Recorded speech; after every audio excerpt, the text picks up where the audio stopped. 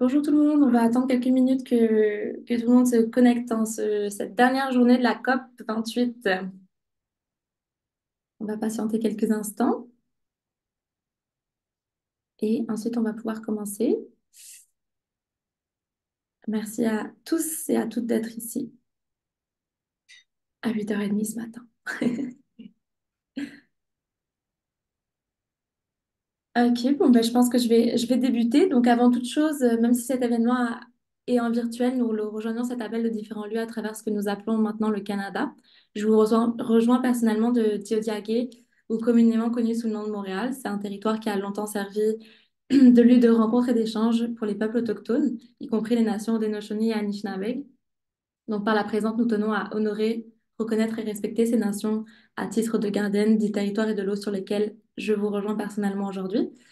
Et ben, je les remercie pour leur hospitalité qui me permet de me joindre à vous dans de bonnes conditions. Euh, Tout d'abord, ben, nous souhaitons remercier nos commanditaires et les organismes partenaires des dialogues qui ont permis l'organisation de ce bel événement. On arrive à la deuxième journée des dialogues pour le climat. On aura deux événements cet après-midi. Et donc, ça a été vraiment 2 semaines de rencontres intersectorielles qui ont coïncidé avec les dates de la COP. Donc, en espérant que vous avez apprécié notre programmation, puis n'hésitez pas à vous connecter aussi à notre séance de débriefage de cet après-midi, de ce midi, pardon, où on va avoir un gros résumé de tout ce qui s'est passé à la COP et cet après-midi pour un panel sur les systèmes alimentaires durables. Donc, comment cet événement fonctionne? Donc, je tiens à le mentionner qu'il est enregistré. Donc, quelque chose à garder en tête si vous n'êtes pas confortable avec ça. Et évidemment, vous pouvez poser des questions dans le chat tout au long du panel. On réservera une période de questions à la fin. Euh, voilà, donc ben, bon panel. Puis sans plus tarder, je vous présente votre animatrice, Corinne Gendron, professeure au département de stratégie, responsabilité sociale et environnement à l'École des sciences de la gestion de l'Université de Montréal, du Québec à Montréal, pardon. Bonjour Corinne. Oui, bonjour. Merci beaucoup, Marie, pour cette présentation. Alors, très heureuse d'être avec vous ce matin avec une programmation très intéressante en lien, bien sûr, avec la COP, mais qui va se focaliser sur la question de l'eau. Donc, évidemment, on sait tous qu'il y a des liens très évidents entre les changements climatiques et la problématique de l'eau, ne serait-ce que tout d'abord par les perturbations qui sont provoquées dans les schémas hydriques, que ce soit bien sûr les inondations d'un côté, les sécheresses de l'autre. Tout le cycle de l'eau donc se voit perturbé, mais la problématique de l'eau, évidemment, dépasse aussi les questions de changement climatique bien sûr, les changements climatiques viennent l'aggraver, mais il y a aussi d'autres causes qui entrent en ligne de compte qui touchent notre utilisation de l'eau, notre gestion de l'eau. Et c'est à ces questions-là, donc assez larges, qu'on va s'intéresser ce matin. Donc, première chose, le titre du panel va mettre la table, si vous voulez, sur les différents enjeux dont on va discuter. Donc, tout d'abord, l'eau, un besoin essentiel, bien sûr. Nous sommes des êtres humains, on a besoin d'eau pour vivre. Mais la question est de savoir si on peut, en réponse à cette question d'un besoin, mettre en place des mécanismes pour que ce soit reconnu comme un droit. Donc, le droit de tous à un accès à de l'eau, bien sûr, en quantité suffisante, mais aussi en qualité suffisante. Et ce qui vient un peu brasser les cartes dans notre contexte actuel, dans l'organisation des sociétés que nous avons choisies, c'est la question de la marchandisation de l'eau. Alors, est-ce que la marchandisation ne vient pas compliquer justement la mise en place d'un droit à l'eau qui pourrait nous permettre de mieux répondre au fait que l'eau est un besoin essentiel de tout un chacun. À cet égard, justement, la commercialisation de l'eau, on sait que ça soulève les passions, les gens s'en inquiètent et il y a eu beaucoup disons, de dispositifs, de mécanismes de régulation pour s'assurer que on n'allait pas commercialiser davantage que ça ne se fait déjà l'eau, sachant aussi qu'il y a des entreprises qui font des profits faramineux sur une ressource qui devrait être publique et qui revendent à prix d'or bleu, si on veut, de l'eau qui, normalement, devrait plutôt être accessible à tous. Mais ce qu'on sait moins, c'est que la commercialisation de l'eau passe beaucoup plus à travers ce qu'on a appelé le concept d'eau virtuelle, c'est-à-dire l'eau qui est intégrée dans les biens de consommation que nous utilisons tous les jours, à commencer par l'agriculture. Donc, l'agriculture ce sont des productions dont à l'intérieur desquelles on doit compter sur de l'eau pour pouvoir, bien sûr, produire que ce soit des céréales ou encore que ce soit aussi toutes les sortes de viande, ça prend énormément d'eau. Alors, quand vous exportez des biens agricoles, en fait, vous exportez aussi de l'eau. Et ce sont des quantités d'eau qu'on voit beaucoup moins, qui ne sont pas, disons, surveillées autant que l'eau qui se vend en tant que telle. Alors, pour vous donner quelques exemples, hein, euh, si vous voulez, mettre en lumière un peu ce principe d'eau virtuelle, sachez que le Canada est un des principaux pays exportateurs d'eau virtuelle.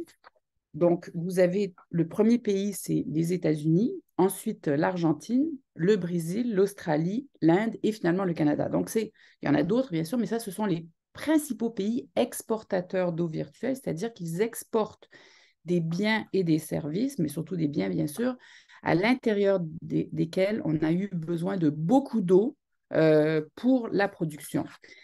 A contrario, les principaux pays importateurs d'eau virtuelle sont généralement des pays de plus petite superficie, à une exception près, la Chine. Donc, vous avez le Japon, la Chine, les Pays-Bas, la Corée du Sud, le Mexique, l'Iran. Bon, ça, ce sont les principaux pays importateurs. Et donc, vous voyez là qu'il y a toute une géopolitique de l'eau qui est souvent moins visible, mais qui est tout aussi importante. Et je terminerai sur cette question des utilisations de l'eau par les acteurs économiques, des problématiques qui peuvent soulever vraiment l'ire de certaines populations. Donc, dans plusieurs cas, on observe des entreprises qui se sont accaparées l'eau, notamment des nappes phréatiques, et on doit mettre en place aujourd'hui des processus pour, par exemple, désaliniser l'eau. Alors, c'est ce qui se passe au Chili. Vous avez une entreprise minière qui a vidé la plupart des aquifères d'une certaine région et qui aujourd'hui désalinise l'eau pour pouvoir redonner l'accès à l'eau potable, mais bien sûr, cette eau est sous son contrôle. Et donc, on voit ici, encore une fois, une nouvelle logique de gestion qui fait d'un bien public une denrée privée, alors qu'on parle, encore une fois, je le mentionnais au tout début, d'un besoin essentiel, d'un droit qu'on aimerait mettre en acte et la marchandisation, donc, pour répondre à la question que je posais au début, pourrait se présenter bien davantage comme un frein que comme une manière de rendre disponible l'eau au plus grand nombre. Alors, pour parler de ces sujets, de ce sujet, mais comme vous l'aurez compris, de tous ces sujets qui sont soulevés par cette question de l'eau, nous avons avec nous ce matin deux panélistes que je vais laisser se présenter à tour de rôle. Donc, tout d'abord, Rebecca Pétrin de Au Secours. Donc, je vous laisse la parole pour prendre quelques minutes pour vous présenter. Et ensuite, Hugo Tremblay, professeur à l'Université de Montréal. Donc, bonjour tout le monde. Mon nom est Rebecca Pétrin. Je suis la directrice générale chez Au Secours depuis plus de 4 ans. nous, on s'intéresse beaucoup, en fait, chez Au Secours, à la défense des droits humains et à l'eau. Donc, justement, dans l'utilisation de cette ressource-là, comment est-ce qu'on fait pour privilégier les droits humains par rapport à tout autre usage commercial ou financier que l'eau pourrait avoir? Donc, quel mécanisme on met de contrôle? Et chez Au Secours, on appuie également les revendications des citoyens auprès des différents élus, auprès des différentes instances. Donc, on les accompagne en fournissant de l'information et du support de revendication. Donc, merci d'être là. Merci beaucoup, Hugo. Bonjour, Hugo Tremblay, je suis professeur à l'Université de Montréal. Merci énormément pour l'invitation à Marie et à son équipe Réalité climatique et Dialogue du climat. Je suis très, très heureux d'être parmi vous et d'avoir la chance d'échanger avec mes collègues ce matin. J'ai commencé à m'intéresser à la gestion de l'eau par le biais du droit. J'ai fait ma maîtrise en droit de l'eau, mon doctorat en protection des écosystèmes aquatiques, et c'est un intérêt qui me suit encore jusqu'à présent. Et voilà, donc j'ai eu l'occasion de temps à autre de m'impliquer dans des actions qui sont plus proches du militantisme, on va dire, grâce à mon application au Centre québécois du droit de l'environnement, mais je reste aussi évidemment chercheur au Centre de recherche en droit public de la Faculté de droit de l'Université de Montréal. Voilà. Merci beaucoup. Alors, la manière dont on va procéder, c'est que tout d'abord, Madame Pétrin va prendre la parole, ensuite Monsieur Tremblay, et nous aurons une période d'échange. Donc, vous pouvez utiliser le chat pour poser quelques questions. Alors, bien sûr, le temps est assez restreint. Nous avons une petite heure ensemble, mais je ne doute pas que nous pourrons avoir des réflexions tout à fait intéressantes et constructives. Donc, Rebecca, la parole serait à vous. Merci beaucoup. Donc, je vais vous partager une présentation. On va la passer quand même assez rapidement. Donc, exactement, c'est le temps nous manque. Est-ce que, voilà, vous voyez bien la conférence? Parfait. Donc, tout d'abord, je vais passer brièvement sur le cycle de l'eau parce que la base de la gestion de l'eau, c'est vraiment de bien comprendre le cycle de l'eau et de l'influer positivement. Donc, ce qui est à retenir, en fait, c'est que l'eau sous l'effet du soleil s'évapore. Donc, ça peut être l'eau des océans, l'eau qui est en surface de la Terre, ça peut être également l'eau qui est comprise dans les organismes vivants. On parle d'évapotranspiration. Ça monte sous forme de nuages. Une fois qu'il y a... oui, Marie? Excuse-moi, on Ah, voit tes notes, etc. Donc, peut-être que tu veux faire euh, comme tout à l'heure. juste un instant.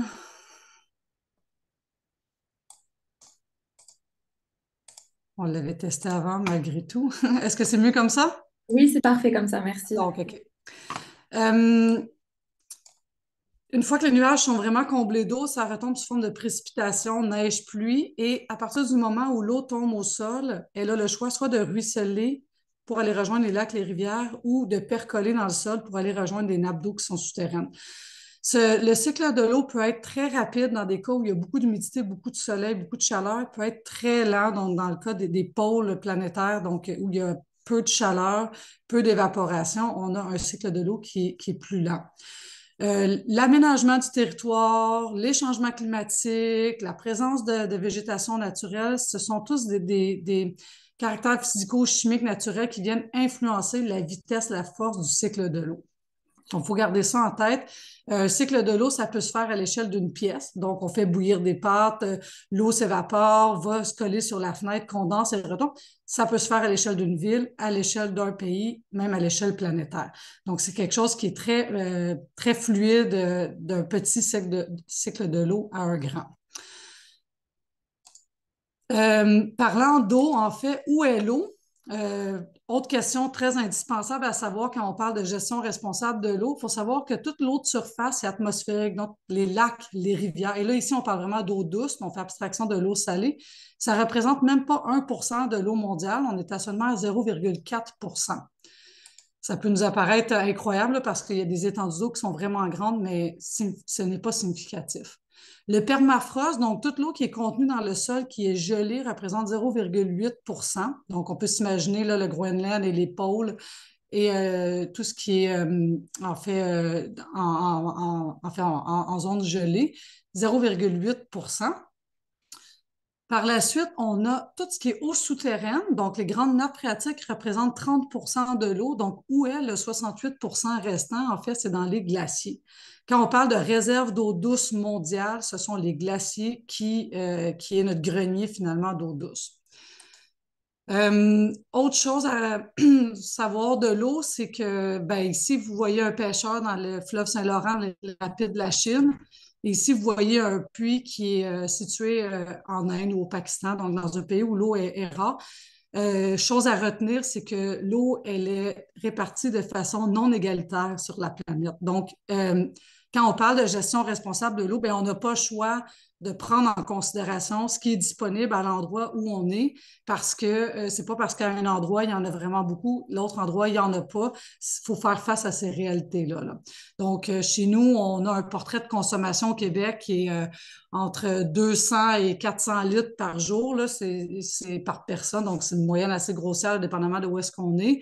Les gens que vous voyez en bas, ben, c'est 10 litres par jour par personne là, qu'ils peuvent avoir. Donc, le portrait de consommation est beaucoup reflété aussi par la disponibilité de la ressource. Qui utilise l'eau majoritairement? Autre donnée très intéressante, donc je vous apporte votre attention sur la goutte de gauche.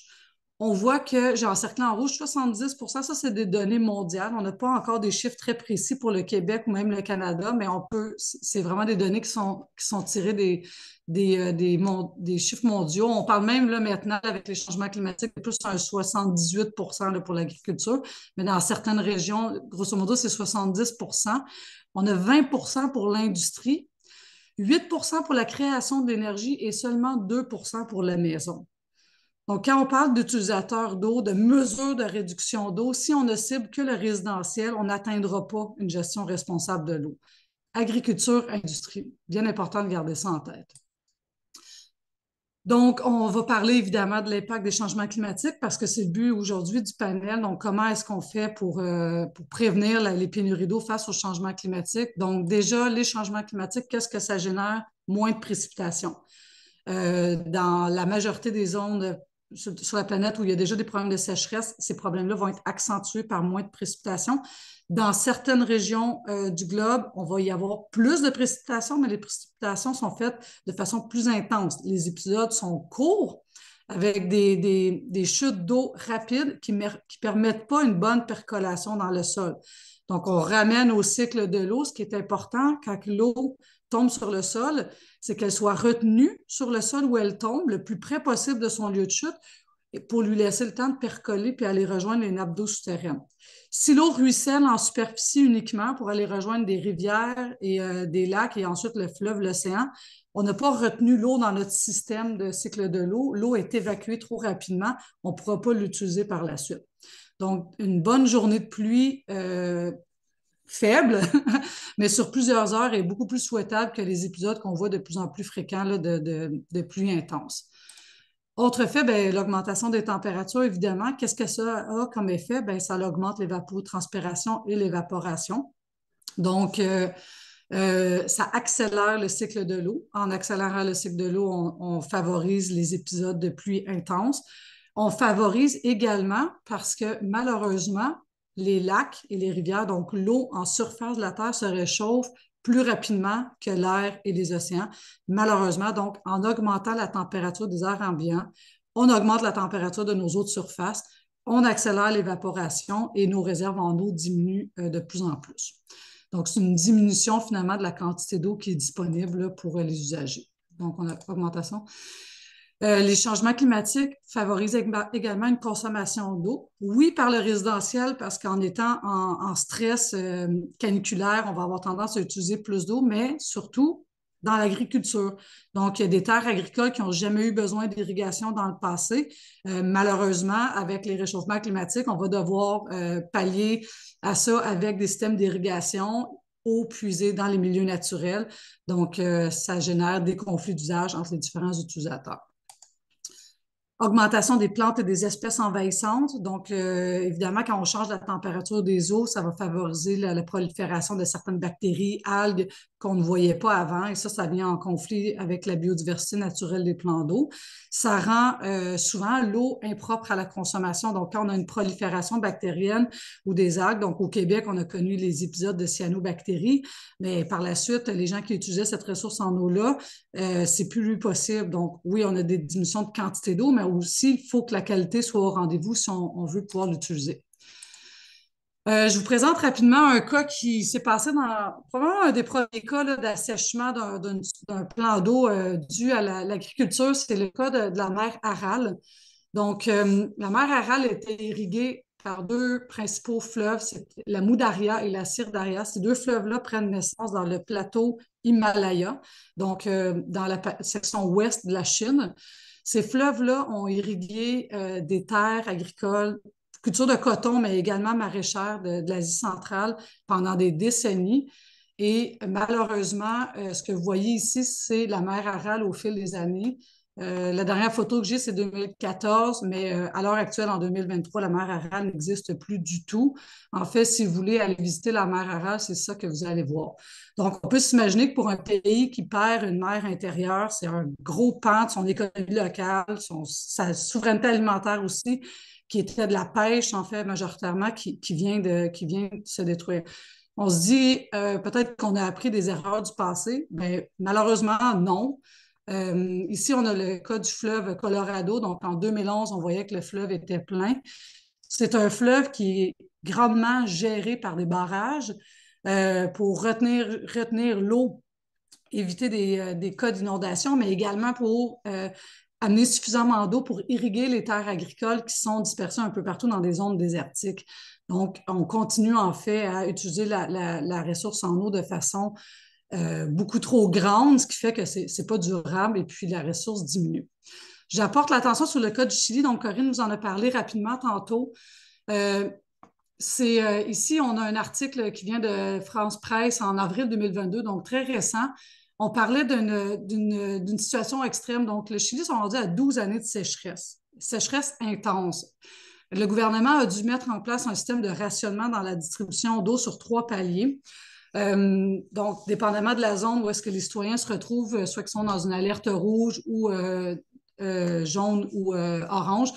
Donc, c'est des systèmes de rotatifs là, de coupure, en fait, d'accès à l'eau.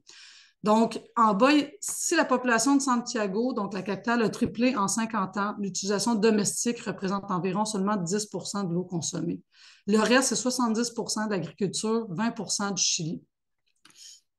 Malgré que ce soit un problème qui perdure depuis de nombreuses années au Chili, les scientifiques expliquent que cette méga sécheresse, donc le phénomène climato-météorologique qu'il y a, c'est surtout dû à une baisse des précipitations, puis ça a été accéléré directement par les changements climatiques, l'augmentation des gaz à effet de serre, mais également la déforestation.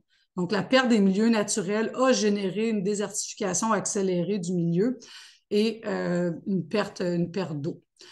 Malheureusement, depuis la dictature de Pinochet au Chili, l'eau est devenue une propriété privée. Donc, c'est le modèle de néolibéralisme qui a été déployé à grande échelle dans ce pays-là, ce qui fait qu'il y a à peu près 73 de l'eau qui est utilisée pour de l'agriculture. Et là, on parle de l'exportation d'avocats, des noix, des raisins et le vin. Donc, vous pouvez vous imaginer, là, le vin qu'on achète du Chili utilise énormément d'eau. Quand je vous parlais un peu plus tôt d'empreinte hydrique, c'est exactement ça. Les aliments qu'on consomme ici au Québec, qui proviennent de ces pays-là, ont utilisé une ressource en eau qui est plus accessible pour les communautés locales là-bas. Donc, ça a été imprégné dans les aliments qui sont exportés. La communauté locale a tenté, en fait, de se soulever et de se réapproprier la ressource en eau, donc d'en refaire une gestion publique dans les 2 dernières années. Il y a eu un référendum là-dessus et malheureusement, le référendum a penché plus vers le non que le oui. Donc, la situation de néolibéralisme et d'accaparement de la ressource par des industries privées au Chili perdure encore aujourd'hui. Au Québec, qu'est-ce qui se passe au Québec? Donc, c'est important de voir est-ce qu'on est dans un même modèle. Au Québec, je dirais les deux choses majeures là, pour la ressource en eau, c'est d'un, l'imperméabilisation du sol, donc l'étalement urbain. Comme on l'a vu, si on veut que l'eau vienne recharger nos nappes d'eau souterraines, il faut impérativement qu'on laisse la place à l'eau à percoler. Quand on a des villes déployées comme la photo de gauche, c'est pas possible. L'eau ruisselle rapidement, favorise les inondations et permet pas la recharge des nappes d'eau souterraines. Et à droite, ce que vous voyez, c'est un champ qui est clairement mal drainé parce que l'eau stagne dans le champ. Bien, ça, au Québec, on n'a pas aimé ça. Puis dans les dernières décennies, on a favorisé beaucoup le drainage des terres agricoles pour que les terres agricoles sèchent rapidement au printemps. Évacuer l'eau rapidement. Bien, si on évacue l'eau rapidement, cette eau-là, elle n'est plus disponible en période de chaleur, de canicule pendant l'été. Donc, ça a favorisé beaucoup la problématique là, de rétention d'eau. Et là, qu'est-ce qu'on voit depuis les dernières années? Le sud du Québec manque d'eau, donc beaucoup de municipalités au Québec, des puits qui ont été reforés. La ville de Québec également a manqué d'eau. Elle a demandé à ses citoyens de diminuer sa consommation d'eau.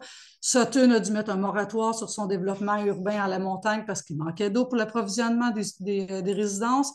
Saint-Lin-Laurentide, même chose. Ils ont dû freiner leur développement immobilier qui était très rapide parce qu'ils n'arrivaient pas à fournir en eau. À 17h30 à chaque soir, les robinets étaient coupés dans la municipalité parce qu'il manquait d'eau. Donc, c'était vraiment drastique. Finalement, je termine avec un cas de l'année dernière, Saint-Antoine-de-Tilly, qui a manqué cruellement d'eau. La municipalité a procédé à plus d'une dizaine de forages un peu partout sur son territoire pour essayer de trouver un nouvel endroit pour un puits. Un seul forage s'est montré concluant pour aller chercher de l'eau en quantité et qualité suffisante. Ce puits-là se situerait sur une terre agricole, donc demanderait l'expropriation d'une famille d'agriculture. Évidemment, ça fait jaser, conflit d'usage, agriculture, eau. Quand on sait que 44 de l'eau de cette municipalité-là est utilisée par une seule industrie, donc la fromagerie Bergeron, on se questionne, est-ce qu'on ne devrait pas revoir en priorisation l'eau pour les municipalités plutôt que l'industrie? Donc, je vous laisse là-dessus. Je ne vais pas prendre plus de temps. Le reste par la suite pour la période de questions et d'échanges. Merci beaucoup. Donc, beaucoup d'exemples et aussi d'inquiétudes parce qu'on présente toujours le Québec comme étant tellement abondant en eau et on se rend compte que même au Québec, en raison de la gestion qu'on fait de l'eau, ben, on se trouve en pénurie. Donc, c'est contre-intuitif par rapport à ce qu'on entend souvent et en même temps alarmant. Donc, pour poursuivre la réflexion et avant qu'on ouvre la discussion, je donne la parole donc, à professeur Hugo Tremblay pour poursuivre donc, les exposés. Merci beaucoup, professeur Gendron. Donc, je vais faire assez rapidement pour qu'on puisse ouvrir la salle aux questions. Ça va être difficile de suivre cette espèce de tour d'horizon, synthèse magistrale de la part de Madame la directrice Pétrin.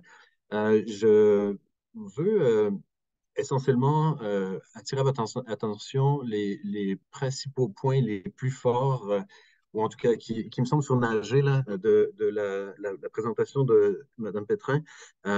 Et d'ailleurs, la répétition est la mère de la pédagogie, là, donc ça vaut la peine d'appuyer, mais c'est simplement pour attirer votre attention sur les points que je trouve cruciaux afin de concevoir les systèmes de gestion juridique des ressources en eau. D'abord, pour s'inscrire dans le thème de la réflexion sur les changements climatiques, depuis aux alentours d'une vingtaine d'années, peut-être un peu moins, une quinzaine d'années, on s'attarde beaucoup aux limites planétaires, si l'on veut, là, c'est-à-dire les grands cycles physico-biologiques là, qui établissent des contraintes et des limites au développement du système anthropologique. Donc, comme vous voyez ici, là, malheureusement, l'image est à l'envers, là, mais donc dans un cadran qui se trouve aux alentours de 6 heures du soir, 6 heures, excusez-moi, là, mais vers le bas, donc Global Freshwater Use. Cette image est tirée d'un article de Rockstrom de 2009. Et donc, on voit, donc, somme toute, que le stress hydrique à l'égard des eaux douces est quand même pas encore l'élément qui est le plus inquiétant quant à l'ensemble des limites planétaires. Maintenant, Mme Pétrin l'a bien souligné, Euh, les ressources en eau sont réparties de façon extrêmement inégale à la surface du globe. Ça a trait, comme le professeur Gendron le disait, à l'ensemble du cycle hydrologique, donc les patrons de déplacement des masses d'eau par les rivières atmosphériques, par le relief des terres qui amène l'eau vers les océans, etc. Tout ça engendre une grande différenciation euh, dans l'abondance des ressources en eau. Et évidemment, au Québec, on est très sensible à ça puisqu'on est très riche, alors que, bon, ailleurs, c'est pas tant les inondations que les sécheresses qui sont le principal problème. Maintenant, euh, l'ensemble des problématiques de l'eau, à mon avis, peuvent être distinguées en deux volets. Le volet des quantités, donc les volumes d'eau, les prélèvements d'eau, et la qualité, c'est-à-dire la pollution de l'eau. C'est vraiment c'est une grille d'analyse que j'ai trouvée au cours des années qui était quand même assez robuste, évidemment comprenant que ces deux faisceaux de problématiques sont toujours interreliés. Hein. Si on déverse de la pollution dans l'eau, ultimement, ça fait en sorte que la quantité d'eau pour des usages, si on veut des usages anthropiques, pour des boissons, hygiène, etc., se trouve évidemment diminuée. Donc, c'est interrelié et c'est possible aussi d'utiliser d'autres lentilles, là, comme par exemple la gestion du territoire. Donc, la gestion de l'espace, c'est fondamental aussi pour la gestion de l'eau, mais grosso modo, si on garde ces deux idées-là, quantité et qualité, quel volet on s'adresse, c'est quand même une bonne façon de se diriger pour comprendre les systèmes de gestion, en tout cas certainement en matière de droit. Euh, Madame Pétrin l'a souligné là, donc je ne m'attendrai pas énormément là-dessus, là, mais deux idées principales, encore une fois, là, j'essaie de vraiment résumer les idées les plus importantes. D'abord, l'idée qu'il y a une quantité finie d'eau à un moment donné, en un lieu donné. Donc, c'est une ressource renouvelable. On comprend que ce n'est pas la même chose que les hydrocarbures, par exemple, sauf que à un moment donné et à un temps donné, donc au Québec, par exemple, dans le fleuve Saint-Laurent, en ce moment même, il y a une quantité finie d'eau. OK? Et ça, cette quantité finie, ça implique qu'il y a un jeu à somme nulle entre les différents usages de la ressource. Et quand je parle d'usage, c'est pas uniquement les usages anthropiques, c'est les usages environnementaux, donc les petits poissons, les écosystèmes en général, etc. Donc, ces deux idées-là, quantité finie, jeu à somme nulle, c'est ça aussi, à mon avis, des pôles critiques de la réflexion quand on tente de penser de gestion à la gestion de l'eau. Alors, pour en arriver à des questions qui sont plus proches des changements climatiques, là, vous avez devant vous le portrait d'une grande rivière au Québec. Là, la plupart des gens qui sont avec nous ce matin sont très familiers avec le fleuve Saint-Laurent. Évidemment, je pense qu'il y a peut-être des gens outre-Atlantique, mais donc essentiellement, vous avez le portrait hydrographique du fleuve Saint-Laurent devant vous, selon différentes variables. Donc, des courbes de débit qui sont annuelles là, dans le cadran à droite, en haut. Vous avez donc il y a une très, comme vous le voyez, là, une très grande variabilité interannuelle. Euh, dans le cadran gauche bas, vous avez un débit, mais sur une année. Donc, ici au Québec, on a la fonte des neiges, qui est un élément crucial, si l'on veut, là, de la vie de nos rivières. Et donc, ça fait en sorte qu'on a un pic de débit aux alentours de la fin de la fonte des neiges. Bon, en tout cas, peut-être plus en avril ces temps-ci, là, mais au avril-mai. Et les débits d'étiage se retrouvent aux alentours du mois de septembre. L'étiage, c'est-à-dire les débits les plus bas.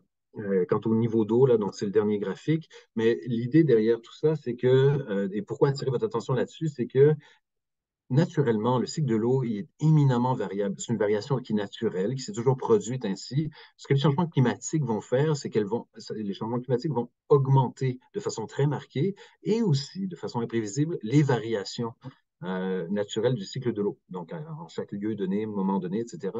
Et j'attire votre attention sur le fait que, en vertu du changement climatique, supposément, là, c'est le titre d'un article qui date de 2006, qui a été publié dans Nature.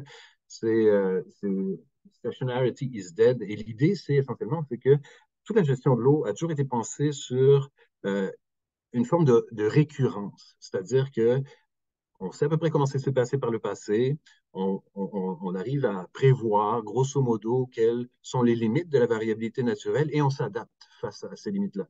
Alors, ce que les changements climatiques, ultimement, vont finir par faire, c'est que ce régime globalement stationnaire, avec ses variations naturelles, bien sûr, là, mais globalement stationnaire, finalement, est mort. C'est-à-dire que désormais, avec les changements climatiques et leur accroissement au fur et à mesure du temps, en fait, le régime entre dans une espèce d'inconnu où ça devient fondamentalement imprévisible et impossible donc de s'adapter même de façon prospective aux variations. Donc, voilà pour les plus grandes idées. Et la dernière, celle sur laquelle je vais attirer votre attention, là, vous avez un barrage là, qui se trouve en Mauricie. Euh, que ce soit en matière de génie, que ce soit en matière de droit, pour l'ensemble des disciplines, l'idée en matière de gestion des ressources hydriques, c'est toujours la même chose, toujours, que ce soit génie, droit, etc. Donc, c'est prévisibilité, régularité, stabilité, sécurité constante. C'est exactement le contraire de ce qu'on voit dans le cycle de l'eau au niveau naturel. Donc, là, les barrages, c'est un exemple extrêmement parlant de quelque chose qui régularise, justement. C'est le même terme qu'on utilise en régulation juridique, si l'on veut. Mais, et les droits sur l'eau sont exactement la même chose que ces ouvrages physiques qu'on voit, là, qu'on crée. Ben, en fait, les droits à l'eau visent aussi à régulariser, par rapport aux autres usagers, l'approvisionnement en eau, que ce soit d'une industrie, comme le disait Mme Pétrin, que ce soit pour les agriculteurs, l'irrigation, etc. Donc, et là, ça a peut-être un intérêt dans le contexte, compte tenu de la, pour l'instant, on a pris une vision quand même assez générale. Simplement pour vous donner une idée très microscopique de comment ça se passe en droit, euh, je vais vous donner des illustrations à partir du droit qui régit la qualité, donc la quantité, excusez-moi, les prélèvements. Donc, euh, en droit québécois, on a énormément, c'est un droit extrêmement fragmenté à l'égard de l'eau, à l'instar de pas mal tous les régimes juridiques euh, qu'on voit dans différentes juridictions, que ce soit aux États-Unis, en Europe, un peu partout. Le droit est fragmenté. C'est très souvent reproché au droit et donc face à ça, on propose très souvent donc l'intégration de la gestion des ressources en eau. Alors, on pourra revenir là-dessus, c'est une très grande question, puis je me réserve, mais simplement pour vous dire que Madame Pétrin mettait le doigt là-dessus. L'eau au Québec, on a la chance qu'elle soit conçue en droit, en tout cas en droit privé, comme étant une ressource commune, c'est-à-dire res communis. Ce que ça veut dire, c'est que directement, la propriété ne peut pas s'attacher à l'eau. On ne peut pas devenir propriétaire de l'eau qui est dans une rivière. Ok, ça, c'est un fait avéré. Il n'y a plus de débats doctrinaux à cet égard-là en droit. Par contre, les droits d'usage sur l'eau sont encore conditionnés vers la propriété. Et là, je vous fais des généralisations qui ne sont pas vraies dans tous les cas. Donc, on pourra rentrer dans les détails, mais là, pour l'instant, simplement pour dire que grosso modo, pour utiliser de l'eau, il faut être propriétaire. C'est-à-dire que le droit d'usage de l'eau, qui est prévu à l'article 980 et 81 du Code civil du Québec, ce droit d'usage-là dépend de la propriété immobilière. Ça, c'est premièrement. Euh, Deuxièmement, il y a un ensemble de différentes dispositions qu'on trouve un peu partout dans le Code civil, dans d'autres lois, comme la loi sur le régime des eaux, qui traite de la gestion hydrique, la plupart du temps, comme par exemple les troubles de voisinage, la plupart du temps, ces articles-là de loi qui traitent de gestion de l'eau en traitent indirectement. Les troubles de voisinage, c'est essentiellement ce que ça dit, c'est qu'il faut accepter les inconvénients normaux qu'on vit dans le voisinage. Donc, si, par exemple un agriculteur décide de drainer sa terre, justement, et de faire en sorte qu'on reçoit plus d'eau chez nous, bon, ça va peut-être inonder notre cour arrière, ça va peut-être causer des infiltrations dans notre sous-sol au printemps, mais c'est grosso modo des inconvénients normaux. Évidemment, c'est des généralisations, il peut toujours y avoir des exceptions, mais grosso modo, ce que je veux dire, c'est que c'est un article qui, a priori, ne traite pas de gestion des ressources en eau et qui, néanmoins, joue un rôle critique à l'égard de la gestion de l'eau, certainement, en tout cas, en droit. Et je ne vous ferai pas un détail de l'ensemble de ces différentes dispositions juridiques, là, mais grosso modo, chacune de ces dispositions-là a un impact à l'égard de la gestion de l'eau. Et un des plus importants, c'est le fameux régime d'autorisation administrative qui est prévu par la loi sur la qualité de l'environnement, qui revient à dire essentiellement, vous avez un droit d'utilisation de l'eau ou de gestion de l'eau basé sur les dispositions qui sont plus haut dans la diapositive, mais pour utiliser l'eau, vous avez en plus besoin de l'équivalent d'un permis de conduire, mais à l'égard de l'utilisation de l'eau. Alors ça se fait par le biais d'un régime administratif de permis, d'autorisation, de certificat en fait. Et donc, si on analyse grosso modo l'ensemble de ce foisonnement de dispositions qui sont applicables en matière de prélèvement d'eau, euh, on arrive à un portrait, oui, effectivement, comme je le disais, le droit qui est fragmentaire, mais qui est essentiellement un portrait qui est fondé sur une allocation des risques économiques. On ne parle pas vraiment de gestion de la ressource en fonction des meilleures pratiques appuyées sur des considérations scientifiques. C'est vraiment une allocation des risques économiques. Deuxièmement, compte tenu que cet ensemble de dispositions juridiques euh, euh, permet des recours, on se trouve la plupart du temps dans une optique curative, c'est-à-dire d'obtenir réparation. Donc, grosso modo, ce que ça veut dire, c'est que le droit favorise le maintien de situations existantes. Est-ce qu'on peut argumenter que le droit retarde l'adaptation? Non, c'est beaucoup une simplification, mais néanmoins, on peut se poser la question ça reste une tendance qui existe dans le droit. Les recours sont encore une fois dans une optique de conflit entre usage de jeu à somme nulle, comme je disais. Là. Encore une fois, ça retarde la prévention, l'atténuation face au changement climatique. Donc, ça privilégie une approche de rétablissement.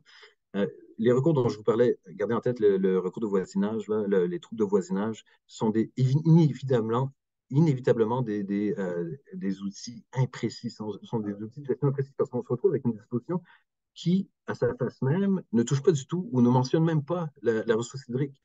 Et néanmoins, les critères d'application de ces recours-là peuvent être mobilisés pour effectuer un recours dans un contexte de conflit d'usage. Donc, ce sont des outils de gestion imprécis et ça aussi ces outils-là donnent effet aux variations hydrologiques, mais effet à l'égard des autres usagers par la contrainte du droit.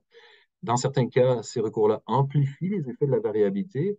Donc, le fait autonome du bien, c'est essentiellement si une municipalité a construit un système d'égout, si le système d'égout refoule, ça peut être pris en charge par cette présomption de fait autonome du bien, qui est un aspect de la responsabilité extra-contractuelle en droit québécois. Mais donc, ce genre de présomption, qui encore une fois est complètement non relié, à la gestion de l'eau, ça amplifie certains effets de la variabilité en décuplant les effets économiques à l'égard des municipalités. Ou dans certains autres cas, la défense de force majeure, par exemple, peut limiter les impacts de la variabilité naturelle des ressources hydriques. Grosso modo, ce qu'on peut conclure, c'est que le droit devient moins stable, moins prévisible, donc moins capable d'atteindre sa fonction primaire en situation d'accroissement de la variabilité hydrologique dans un contexte de changement climatique. Alors, plein d'autres choses à dire, mais je couperai là pour ne pas être trop long et je vous remercie. Merci beaucoup pour cet exposé, en fait, ces deux exposés tout à fait passionnants. Donc, étant donné que, comme je mentionnais, on a peu de temps, je vais tout de suite prendre une question qu'on a eue dans le chat. Je vais la poser à qui veut bien répondre ou à tous les deux si vous le voulez bien. Donc, quelle est la place des enjeux spécifiques de l'eau dans les discussions internationales, notamment dans les négociations des COP? Donc, quelle est votre perception de cet enjeu-là? Par exemple, bien sûr, la COP sur les changements climatiques, celle sur la biodiversité, et de façon plus générale, comment est-ce que c'est appréhendé dans les débats à l'échelle internationale, que ce soit bien sûr les sommets internationaux, les traités, peut-être aussi les relations bilatérales. Comment est-ce que vous voyez la chose? Je ne sais pas qui veut commencer. Je peux peut-être commencer avec le point de vue, disons, de la société civile. Par la suite, Hugo, si tu veux compléter peut-être avec l'aspect plus juridique. Donc, chez Au Secours, on s'implique beaucoup dans des réseaux internationaux, justement, de mobilisation de la société civile pour faire valoir les droits humains à l'eau. Donc, le droit humain, ça a été adopté en 2010 par les Nations unies c'est reconnu là, comme étant un droit humain à accès à l'eau et aux services d'assainissement des eaux. Puis, en fait, on a beaucoup de difficultés à faire ressortir cet enjeu-là dans les COP parce que d'autres, comme M. Tremblay l'a présenté au début de sa présentation, c'est pas l'accès à l'eau n'est pas encore un enjeu majeur face à tous les autres problèmes climatiques qu'on a. Donc, essayer de tirer son épingle du jeu dans les négociations à la COP, c'est très difficile. Je mets des bémols à côté d'enjeux majeurs parce qu'il y a quand même 2 milliards de personnes sur la planète en ce moment qui n'ont pas un accès sécuritaire à l'eau. Ça, c'est une personne sur quatre. Puis d'ici 2050, on estime que ça va être 50 de la population. Donc, c'est des statistiques qui vont en croissant. Tous les rapports des Nations unies, UNICEF et du UN Water sont vraiment alarmistes là-dessus. Donc, ça demeure quelque chose qui est vraiment prioritaire. On a participé en mars dernier au une COP, en fait, spécifiquement pour l'eau, qui a eu lieu à New York, donc aux Nations unies. Ça faisait près de 40 ans qu'il n'y en avait pas eu lieu. Et puis là, il y a eu des discussions internationales, donc le même type de COP qu'on a en ce moment à Dubaï, mais vraiment spécifique pour l'eau. Donc, c'était tous les acteurs importants qui étaient venus pour défendre le droit humain à l'eau, qui étaient rassemblés. Ça a eu, de notre point de vue là, de société civile, plus intéressant parce que les discussions portaient vraiment là-dessus. Puis, ça permet aussi d'éviter un peu le piège dans lequel il y a 15 objectifs de développement durable, puis des fois, on fixe beaucoup sur certains objectifs en ne prenant pas en compte, en fait, l'impact que ça peut avoir sur les autres objectifs. Donc, si on fait la promotion de l'agriculture pour une alimentation durable, mais que ça va au péril de la ressource en eau, bien, on régresse dans un objectif pendant qu'on améliore dans un autre. Puis parfois, dans des COP, c'est ça qu'on peut voir arriver, là. Donc, je ne sais pas si vous aviez quelque chose à compléter aussi, là. Oui, Merci. si tu permets, Rebecca, je dois dire que compte tenu de l'emphase qui est mise par la récente déclaration là, de la COP28 sur la gestion de la ressources en eau, euh, sur l'agriculture, le secteur agricole, à juste titre, comme Mme Pétrin le soulignait, là, donc l'utilisation agricole est vraiment de loin la plus importante, la 70% à peu près. Là. Moi, ce que ça me rappelle, c'est les négociations dans le cadre de l'Organisation du commerce mondial, les négociations du cycle de Doha. À l'époque, justement, il y avait des négociations qui visaient donc le secteur agricole, qui n'est pas sous le parapluie des accords de l'OMC. Et donc, comme tout le monde le sait, c'est des négociations qui ont échoué. L'échec est consommé. On ne parle plus de relancer les négociations à l'OMC. Il y a plusieurs personnes qui disent que, par ailleurs, de nouvelles avancées là, en matière de commerce international sous le parapluie de l'OMC sont désormais impossibles à cause du polycentrisme des intérêts en jeu. Mais à l'époque, donc, on parlait beaucoup de la gestion de l'eau dans des termes qui restent encore très actuels aujourd'hui. Donc, ce qui semblait être le cas à l'époque, c'était que d'abord, la rareté de l'eau, comme par exemple dans le Midwest américain ou l'Ouest américain, Californie, etc., la rareté, ou en Australie d'ailleurs, la rareté de l'eau n'est pas un obstacle au fait qu'un pays va exporter beaucoup d'eau virtuelle sous forme de patates. C'est pas ça qui est déterminant en matière de commerce international de l'eau virtuelle, étonnamment. Donc, ça va à l'encontre de l'idée généralement reçue. L'économiste Ricardo, là, il y a à peu près un siècle, où la spécialisation dans le commerce international vient du fait des avantages comparatifs. Donc, c'est contraire à cette espèce d'idée généralement reçue. Ce qu'on voit par contre, c'est que ce qu'on voyait à l'époque, en tout cas, c'était que les grands pays exportateurs d'eau virtuelle sont des pays où la productivité de l'eau est la plus grande. Donc, c'est-à-dire c'est l'effectivité de l'utilisation dans les processus industriels et agro-industriels est la plus grande. Donc, des économies développées très industrialisées. Les États-Unis, par exemple, le Canada, le Brésil dans une certaine mesure, l'Australie, etc. Donc, il y a des grandes puissances, si l'on veut, de l'Occident global, on va dire. Là. Maintenant, un souci qu'il y avait à l'époque, c'était que essentiellement le commerce de l'eau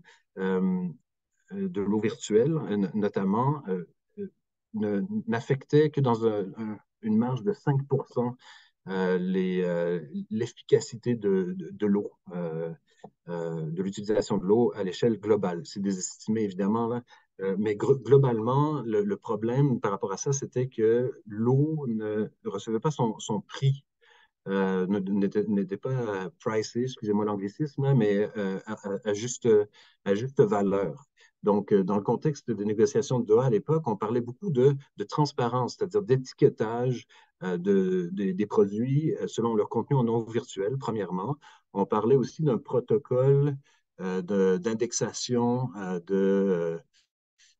des prix au niveau international, mais des prix pas dans les produits, les différents produits exportés, là, mais bien au niveau de l'eau, c'est-à-dire de l'eau brute qui est pompée dans la...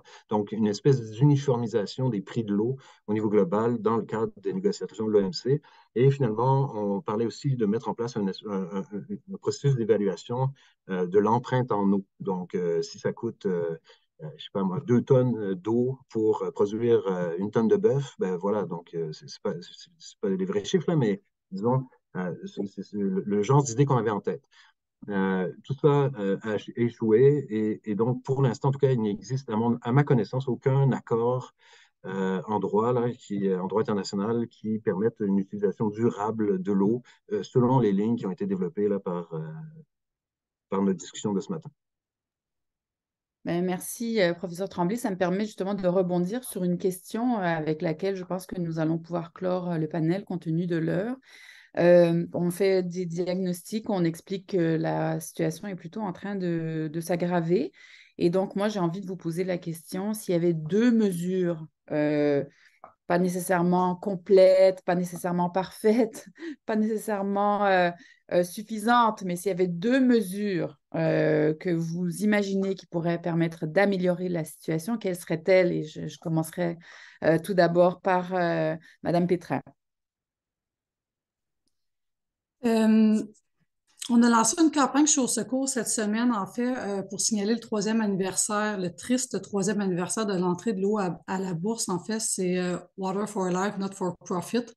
Puis, grosso modo, ce qu'on dit, en fait, ce qu'on essaie de faire la promotion, c'est une gouvernance saine pour l'eau. Donc, on demande, en fait, aux différents États de la planète de justement mettre des mécanismes législatifs pour empêcher l'accaparement de la ressource par des industries privées. Au Québec et au Canada, on est chanceux, on a un cadre justement législatif qui empêche de posséder de la ressource en eau. C'est pas le cas ailleurs. Au Mexique, les gens dans les villes se battent contre Nestlé, qui est propriétaire de l'eau. On a des cas en France où Evian est propriétaire de la nappe d'eau souterraine. Donc, il y a beaucoup de cas comme ça où c'est des propriétés privées commerciales qui possèdent la ressource.